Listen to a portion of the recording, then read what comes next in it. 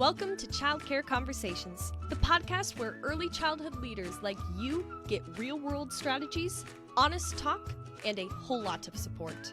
Whether you're running one center or many, we're here to help you lead with confidence and clarity. This episode is brought to you by this quarter's sponsor, Playground, the all-in-one childcare management software. We're all about managing monkeys and saving you time at your center. With this platform, you can. We're proud to partner with a team that's as committed to your success as we are. Learn more at tryplayground.com. Now, let's get into today's conversation, one we think you're really going to love. Welcome back, everybody. I am so glad that you are joining us with Childcare Conversations. And today's conversation is really, it's going to be about you, but we're going to talk with Annette Eberhart out of Florida. She is bringing some sunny weather with us today, or it could be raining. It is Florida in the summer, so, who knows what we've got going on there. So if you happen to be up north, if you're in Canada, or you are one of the other 124 countries listening, we are so glad that you've joined us this week. And Annette, tell everybody a little bit how you found yourself in early childcare and your personal mission currently, and we'll just go from there. Well, thank you, Kate. I am so happy to be here as a guest. I am Annette Eberhart. I am the owner and founder of Kids R Us Best Practices, where I bring together my work as a family child care program owner, author, speaker, and advocate to support educators and promote best practices in early childhood. I think that sharing my lived experiences has also brought awareness to the value and impact of family child care. I've been a family child care program owner for it'll be 19 years in August. And I would say within the last decade, I've really stepped out into leadership roles.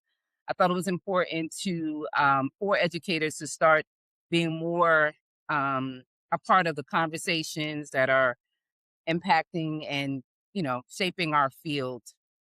And one of the things that I really think is important as educators, leaders, is to understand the importance of self-care and overall wellness. And I started to realize that in order for us to continue to show up and do the work that we do and lead others, we have to first be able to lead ourselves. Okay, so real quick, tell me a little bit about what self-care means to you, because I will tell you what I thought self-care was prior to 2020, and even more prior to 2021, where, my life hit an oh shit bump. What does that mean to you? Because I don't want to have everybody assuming that you and I are talking about the same thing, because what I thought it was before 2020 and what I realize it is for me now, which again, part of that might be age, part of that may also be just having a real open discussion about it. Because I think that, at least my experience was, I heard the term, I saw people do things they called self-care on social media, and after a while it felt like an obligation to me. So what does self-care mean in your definition as we move this conversation forward? The question. Wellness to me, or self-care, is really taking care of you as an individual inside, because when we feel good and we are cared for inside, it shows. It shows in how we show up. It shows in how we treat people. So when you mean inside, are you talking about like what I eat? It could be what you eat, what you think. What we eat and what we think is what we project. So I think that it's important to understand who you are. A lot of us show up every day as people expect us to, or without outside influences say we should be, or how we should be. And we don't often sit with ourselves and really think about who we are.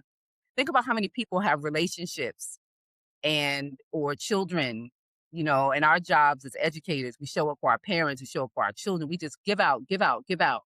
And we never really reel it back in and say, hey, what about me? I forgot. I have been a mother. This is my first time living alone. and I'm seasoned. I'm not gonna tell y'all how seasoned I am. But I've never lived by myself. You're in relationships and you're raising children and, you know, how often do you sit back and say what it is that you really like to do or think about some of the things you like to do to make you happy? I know another thing that was self-care, wellness for me, setting boundaries Oof. in this field. It's yes, yes, yes, yes, yes, right? We always pleasing, so it's really about tapping into who you are as an individual first. And it can look Okay. like, So I'm going to interrupt, which, okay, I do frequently. So because you said something that, again, it changes my frame of reference to even my own perception of self care, which I feel like I've done an awful lot of work on in the last 5 years. But I don't think I would have ever put boundaries as self-care, even though I think that is the number one thing that I've changed in the last 5 years is really firm boundaries. And even though, and it's funny because it's not just work and it's not just home, right? Like I absolutely, think a lot of times, like I'd go to workshops, I'd even teach workshops on how to say no to a parent or how to say no to a staff person, but I wasn't practicing it myself at home or in my personal life, right? So like it wasn't right, like I would, what I call helium hand, right? Like I'd be at that parent teacher conference or that parent teacher meeting or some scout meeting or something, right? And they're like, and we need a blah blah blah, and then my hand goes up, and I'm like, I did not put that up. Like it went up on its own, and I'm like, what am I doing? I specifically said to myself, I'm not I'm not doing volunteering for nothing anything, right? right, And yes, it got easier as I got older because I no longer had 4 young children at home, right? So it was a lot easier to right. say no. But I still found myself wanting to say yes, but yet trying to be really realistic about how much time do I really have and why am I saying yes, right? Right, So, like, to me, boundaries is more than just a yes or a no, it's a why the yes. Is that, am I saying yes because it's a great business opportunity? Am I saying yes because I'm going to rub elbows with the right people? Am I right. saying yes because it brings me joy? And then with that, it was like, okay, so it may appear as volunteer, but let's be realistic. Is it volunteer but really work? Is it volunteer and really joy? Or is it volunteer and something else? Right. And so I think for me, that was really, really important, but I hadn't thought of boundaries as self-care. So I Oh, like yeah, that. I like that. All absolutely, right. yeah. Because you gotta So think about is go there, ahead. go ahead.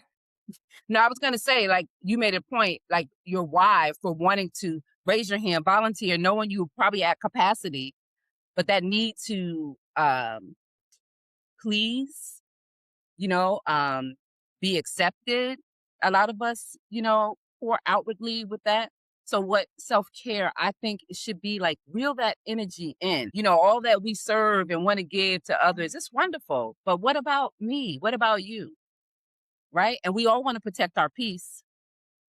So that's another way of, setting boundaries for yourself and self-care, self-awareness. And a lot of times we don't sit with ourselves long enough to reflect on what we need. So, yeah. You were going to I say think that something. is so important. So, Annette, I mean, this may be, and if I'm being too nosy, feel free to tell me.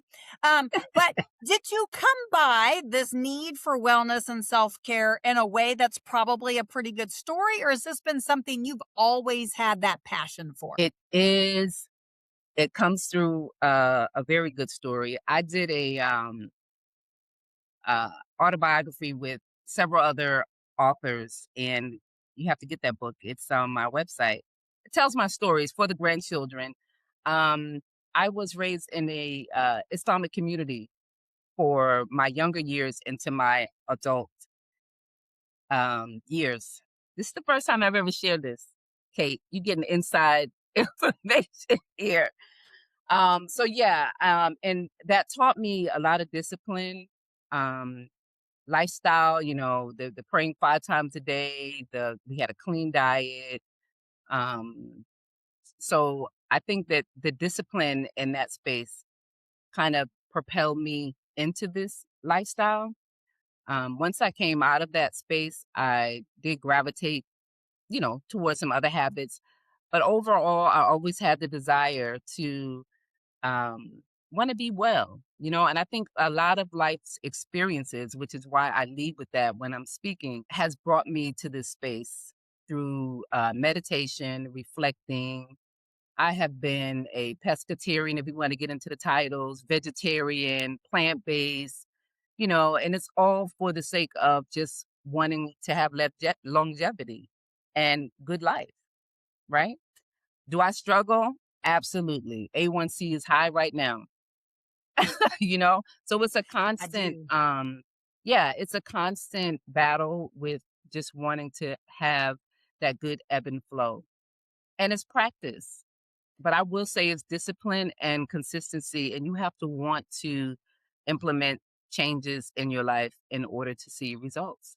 And a lot of times we make excuses. You know what? You said something, and I just want I'm hoping people heard you because it's not just your job. It's not just your personal health. You're bringing in, that culture, that history you were raised in, and it does absolutely impact who you are, Yes, regardless of how seasoned you are or aren't. Because you toss on 5.5 decades, which is I'm going to tell them how seasoned I am, right? So after 5.5 decades. I can go back and I do joke about, well, yeah, I bring a casserole to everything because, that's just what a good Midwest Methodist does.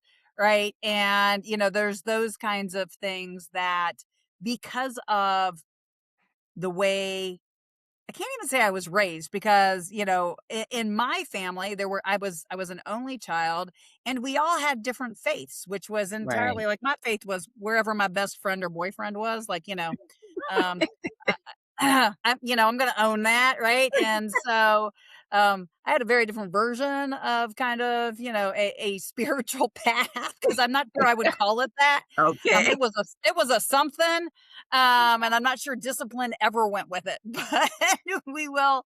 But as I've No. gotten older, see, I cracked you up. Um, as I've gotten older, again, that's part of that whole self-care for me was that balance, right? Like, so Right, if you've got a, absolutely. if you're listening to this and you've ever had somebody talk to you as, oh, I've had a life coach or my life coach this or my life coach that. I mean, I had my first life coach at 23. I will tell you, I have never had a balanced circle. So my circle struggles and has struggled forever. And so, Mm, when you hear people talk about self-care, you know and that's bringing to us and reminding us about the physical aspect, but that right. some of that physical for you actually manifested through even your spiritual base, maybe not Yes, where you currently are, but you were exposed. And a lot of us are exposed to things as kids, and then when we get to be grown up age we rebel a little or a lot, and then at some point in time, something might remind us, hey, you are not that age you used to be. So stop acting like an absolutely. 18-year-old because you are not an 18-year-old. And I'm going to show you, my body's going to prove to you that you are not an 18-year-old. Yes. And so so I'm like going, yeah, I got some wellness stories, but I'm not sure that they are appropriate for this venue. Um, I but love it. what you've shared is really, really important. And the longevity piece, I mean, but let's Yes, be realistic. I mean, so this is my new current soapbox, and I'm just going to share it. And I'd love to get your feedback because you sure. mentioned 19 years as a family child care provider, and in a lot of industries, we go 20 years is retirement, right? Woohoo! You did a great job. To the point where if you graduate high school at 18, you go off to the military. 38, you've done your 20 years. You Right. can go get a 4-year degree, go start another career, and still go another 20 years before you actually get to what most people consider retirement age, right? 62 to 65. And then, depending on your family, you might still have another 30 years. My great grandmother was in her late 90s. My grandmother was in her late 80s. So if I only looked at my career as that I could have one, I mean, let's do the math Mm, on that, right? Like, am I going, that would be like 80 years. My grandmother, like for my grandmother, it would have been 80, my great right. grandmother years, right? So it's like, okay. let's break this up into, right? And so somehow in our industry, we make people feel like maybe they haven't earned the gold medal or the gold star if they haven't put in at least 20 years. And 20 I years. don't get that, right? Like I don't get why we think that. So if you're talking to somebody and you're hearing them use phrases that make you go, okay, she's identifying being burnt out or, overwhelmed or that kind of stuff, what would you say to somebody who is an in-home provider who's got some of those feelings? Maybe they haven't figured out the whole saying no, setting boundaries. What would you say to I'm going to phrase this, to any early Anybody. learning professional who is kind of struggling? I mean, did they need to go 19 years or what's your thought on that? Well, what I will say and what I do say is to really take stock in where you are now and where you would like to go. It doesn't just because we are in this field, I have come across so many different educators with so many skills outside of just educating children, right? But we are afraid, some of them are afraid to step outside of what they know to be secure for them in order to start something new. And it's okay to start over. It's okay to fail and have to start again. If you can be an educator for 10, 5, 10, 15, 20 years, you can do anything because we face so many challenges. You know what I mean? It's so diverse in this field. You really can do anything, but we are so accustomed to just going through the motions every single day without really sitting down and taking a few deep breaths and really think about where it is you'd like to go and what it is that you like to do. What are you good at? And how many of us really have time unless you make that time because we're always what? Working. That's why I'm up at Well, 4 in the morning. I'm up at 4:30 in the morning. And I know it sounds crazy. And I also get this is not for everybody. But because I'm a family child care home provider, I operate a 24-hour family child care program. It's the only time I get peace of mind. So that time of the day is, it is so quiet.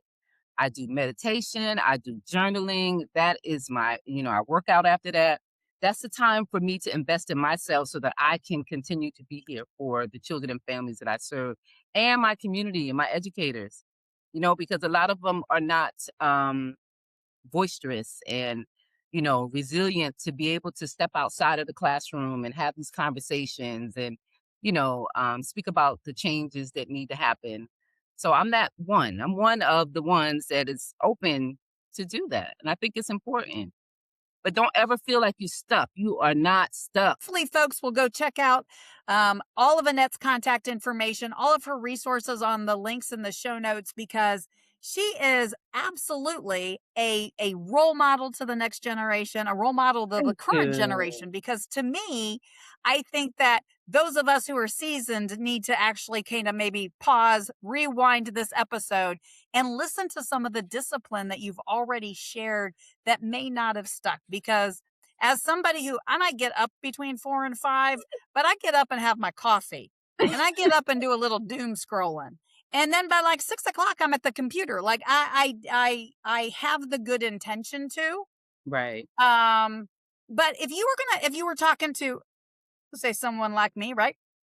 Not quite a workaholic, but maybe not quite as disciplined as I maybe could be. What's a great place for somebody to start who's starting to think about, okay, maybe I need to implement something related to Annette's wellness conversation? Hey, that hit home because I know I'm not doing that. Where would you suggest that people start? Well, I have a what I like to call my wellness recipe. So it could be physical. So if you're not physical, maybe you start getting active, right? But what does If that it's look like? I mean, a I'm a walk, child it could care be employee. I'm active all the time. no, not as active as you need to be. There are certain muscles that we don't even use, right, for years.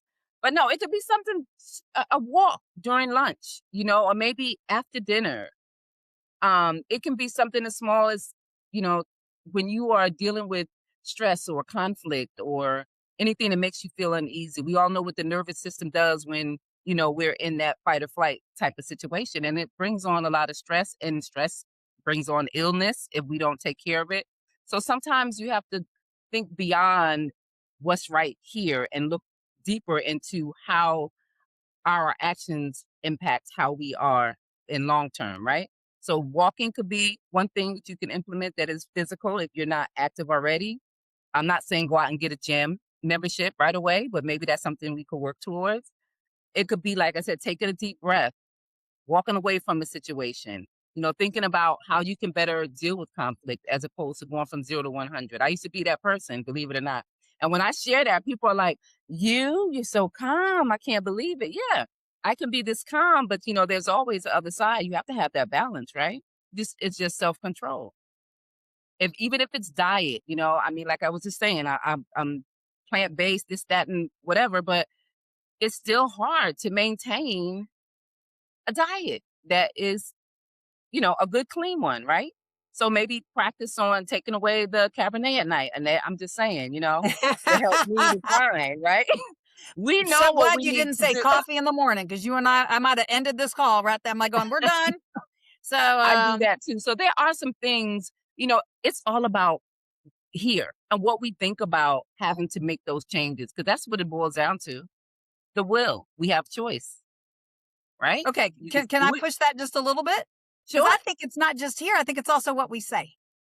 Because like one of the things I've caught Yes. myself saying that I'm trying really hard to eliminate over the last couple months out of my vocabulary is I'm so old. Because when I meet people who use that phrase who are younger than I am, I have to go, ooh, wait, if you think you're old, and I know I have a grandmother who lived to be a great grandmother who was 40 years older than I am currently. Wow. That's Yeah. So amazing. when you start to do the math, right? Like, so I could have another 40 years. So does that mean I really want to be old for another 40 years? Yeah, No, no, no. So I've really started it is. to kind of remove that whole phrase. And I think that, you know, as a man thinketh, right? As a man speaketh, right? Like That's what right. we say Has is so much. just Ooh, as important. Yes, absolutely. So, I but agree. it does absolutely start with a mindset shift. It And I does. know that Yeah. that's one of those words everybody uses, but Yeah. I love the practical the micro commitments that you just shared because I Oh, think yeah. that's It's important. you have to start small, and then those small things evolve into bigger things because you start feeling better about yourself, right? And you can see that there's actionable steps that you can take to create change. You don't have to stay in the same situation, in the same place. I've never been one to be boxed in. I can't. So that's probably a great thing for those who are listening who because Annette's coming at this from an entrepreneurial perspective. So if you're listening and you're a director and you're like, yeah, I've had that director title for over 20 years. I want you to think about why, right? I think that's a great place to start. Why are you still here? Why have you, is it Absolutely. is it the families? I mean, is it dedication to other people versus dedication to To yourself? yourself. Yes. So we will sacrifice ourselves for other people in a heartbeat. Don't even think Absolutely. about it because we don't even realize that that's what is happening. Absolutely. So, Annette, tell everybody where they can find you. You also have a podcast. You've got some books out. Like, Mm, so tell folks where they need to find you. It's all going to be in our show notes, but I'm going to let you tell them. got you. Got you. So I am actually on all the social media platforms. I'm on Facebook as Annette Little. That's a whole story in itself. Um, I'm on also on Facebook, Best Practices, Kids R Us Best Practices, and Kids R Us Family Childcare. So there's 3 channels on Facebook. I'm on LinkedIn as Annette Eberhart.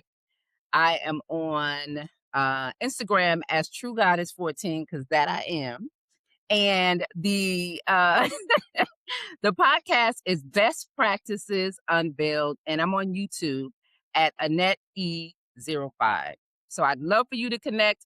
www.kidsorus.org. You can find all my publications on the website and on Amazon. Absolutely.